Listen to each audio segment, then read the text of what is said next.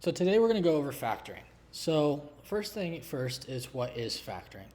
Factoring is essentially a process that we do in some algebra topics to find the x-intercept. So for example, let's say we have a quadratic, let's say x squared plus 6x plus 5. And our teacher asked, for some reason, for like the x-intercepts, for example. Or if it was like a word problem, let's say the word problem is talking about the trajectory of a ball and when it hits the ground. Anything based with the x-intercepts. What we're going to do is factor. And the way that we factor is like this. We're going to draw an x on this side. And what I like to do is I put the last number in the equation on top and the middle number on bottom. And then I have to ask myself, what multiplies to 5 but adds to 6? Now, what I like to tell my students when I'm tutoring is that we should do it based on the multiplication first, right? There's an infinite amount of numbers that multiply to 6. There's also an infinite amount of numbers that multiply to 5, but when it comes to whole numbers, it's very finite, right? There's not that many. So what multiplies to 5 in this case? Well, there's only one thing, 1 and 5. So 1 and 5, 1 plus 5 is 6. And so what I'm going to do is I'm going to create two parentheses here, put x values in each, and the numbers that I just came up with are going to be my values afterwards. This is positive 1 and positive 5, so it's going to be plus 1 and plus 5. Now, like I said, these are going to be our x-intercepts. So when is an x-intercept? How can we figure out x-intercepts in math? Well, when our y is equal to 0, right? If we think about it graphically, when y is equal to 0, we're on the x-intercept. So what I'm going to do is I'm going to set both of these equal to 0 separately. So x plus 1 equals 0. X plus 5 equals 0. And I'm going to solve for x. So inverse operations, how do I undo adding 1? Well, I'm going to subtract 1. I'm going to do that on both sides. That gives me x equals 1. Same thing over here. How do I undo adding 5? I subtract 5. And that gives me x equals negative 5. So in other words, I have two x-intercepts at negative 1, 0 and negative 5, 0. So with this information right here, I can probably plot some points, like right here and right here, for example. And I kind of start getting the outline of my parabola. Obviously, I don't have everything, but I have a good start, right? That is the foundation. So we'll go through a couple more questions similar to this. So let's see here. Okay, let's change it up here. Let's say we have x squared. Let's put a negative in here now. Let's say minus 10x minus 24. Okay, so same process like last time. I'm going to put an x over here. I put the last number on top. And I'm going to put the middle number on bottom. And I'm going to think what multiplies to negative 24 but adds to negative 10. Now, just like I said last time, I'm first thinking about what multiplies to negative 24. So I'm going through my factor tree.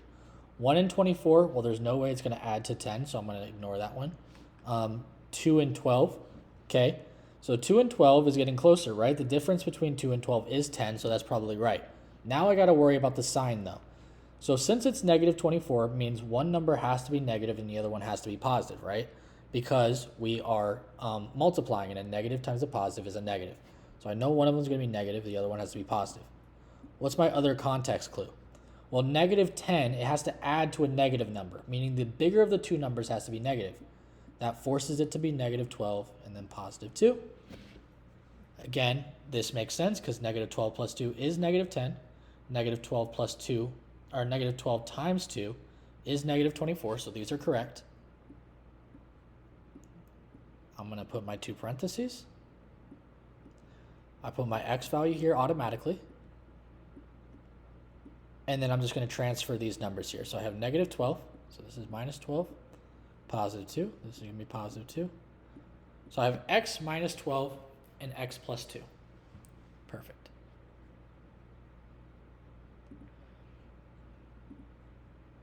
Now let's say, for example, the number in front is greater than 1. Okay, so let's say, for example, it's 2x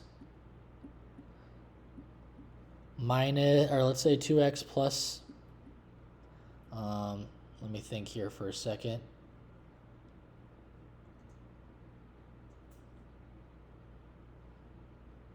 Let's do plus 7 plus 9x.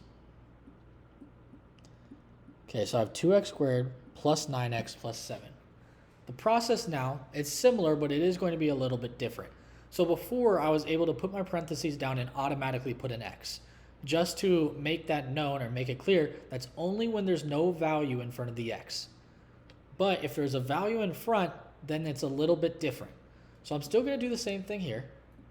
But what value here is going to be is not going to be just the last number anymore. It's going to be the last number times the first number. This is called the AC method.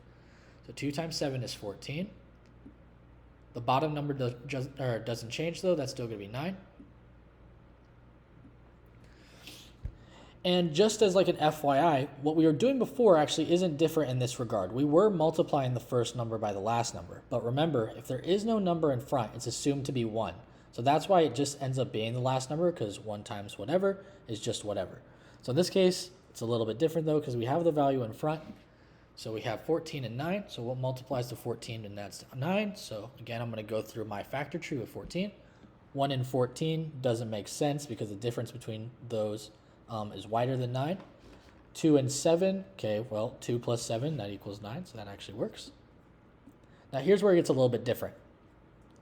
I can't simply put my x values here and put x plus 2, x plus 7.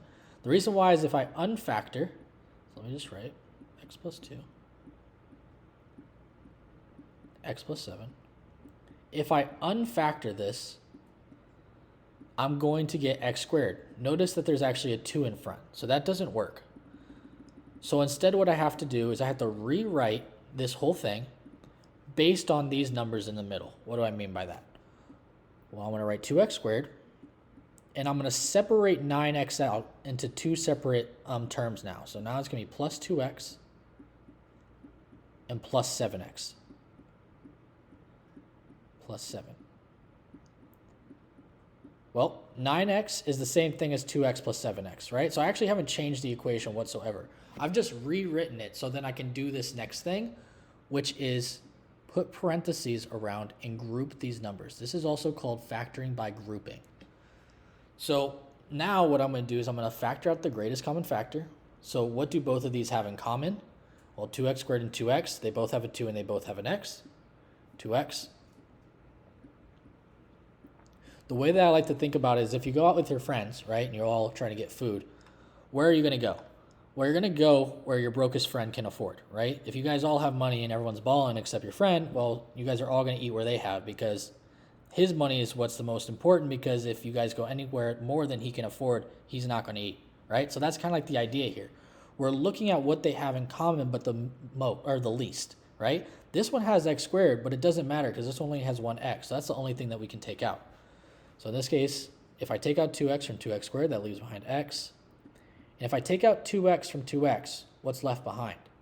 Well, 1, right? A lot of people would say 0 here, which makes sense. But the problem is if I redistribute back, 2x times 0 equals 0. So it's almost like it goes away. So we have to put this 1 here to hold its place. I'm going to do the same thing on the other side. What's the greatest common factor between 7x and 7? That's going to be 7. If I take that out of 7x, it leaves behind an x. And if I take out 7 from 7, it leaves behind a 1. Now you know you did this correctly if these terms here are going to be the exact same. Now, at this point, all we got to do is just take it home, right? So these two values right here become their own binomial, so 2x plus 7. And then these two right here become its own binomial, x plus 1. Now, a lot of people are probably asking, why is it not x plus 1 squared, right? X plus 1, it should be x plus 1 squared, which makes sense. But the reason why is because we got to think about it abstractly. This 2x is getting distributed to the x plus 1, right? Just like this. Notice that the 7 is doing the same thing. So what I'm doing here is I'm not necessarily combining these terms together. What I'm doing is I'm understanding that they're both getting distributed to the same exact thing. So what I'm doing is I'm just rewriting it into a simpler form where they're still doing the same thing. This 7 is still getting distributed to the x plus 1, and so is this 2x. It's also getting distributed to the x plus 1. So nothing has changed. I've just condensed it. So don't think of it as much as like me combining these together.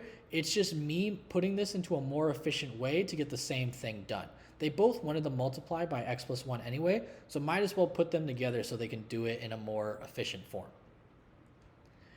Well, and then after that, that's it, right? These are my two binomials here. I've completely factored it. One thing I want to do is I want to go back up here.